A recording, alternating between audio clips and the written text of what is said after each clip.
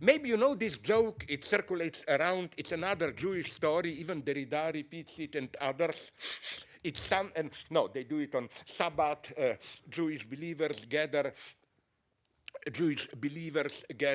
there in a synagogue, and first, rich rabbi, powerful, stands up and says, "Oh my God, I'm nothing. I'm a nobody, not worthy of your attention."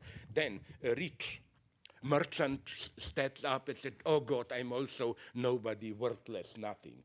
Then a poor ordinary Jew stands up and said, "Oh God, I'm also worthless, nothing." And then the rich rabbi kicks the rich merchant. Who does this guy think that he can simply also say that he is nothing, you know? And he was right. That's the trick. Proclaiming yourself nothing may appear a modest gesture, but as a rule, the position of enunciation from which it is spoken, it's an extremely arrogant, privileged one. And I will give you an example. I hope you will appreciate it, not me, fuck me, appreciate the example, which really, I was so shocked, really happened to me 2 years ago around at a debate in the United States. I was by mistake, now I call them, part of some politically correct bullshit where the predominant tone was wealthy, white, privileged male liberals engaging in a game of humiliating themselves, self-whipping. Oh, we are guilty for everything. If there is a war in Africa, it must be an effect of neo-colonialism, whatever. We are nothing. Europe ruined the whole world, and so on and so on.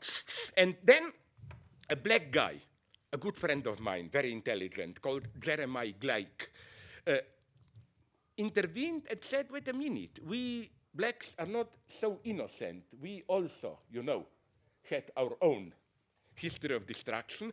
And you should have seen the exchange of glances among these white liberals. Like, who is this guy that he thinks that he is also guilty for everything and nothing? You know, like, but my black friend was shocked. He told me, you see, this is the secret arrogance of this apparent white self-humiliation. Yes, I'm nobody, but this nobody is a mask for universality. For example, my old story, I'm sorry how you know it. I was in Missoula, Montana years ago, and I was shocked how there was a round table between some Native Americans, they hate this term, Indians, and white liberals, and one of them used for themselves the term Indian. And white liberal immediately interrupted him. No, you shouldn't use this term. This is humiliating for you, blah, blah, blah. And my Indian friend exploded. He said, sorry, but who are you now? You will even tell us how to call our... You know, this is why I distrust this apparent humiliation of apparent self-humiliation of white anti-racists. Be careful what arrogant position of universality is hidden in this. Again,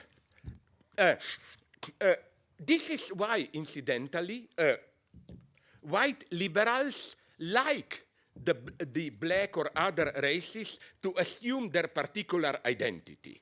But, you know, at a distance, if Native Americans return to their ritual tribals, excellent, excellent. Blacks, okay. Chinese, yeah, still. With Italians, problems begin. If we West Europeans do it, we are fascists, no?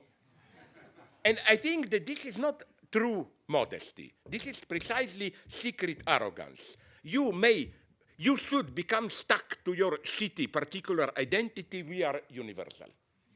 We are universal. So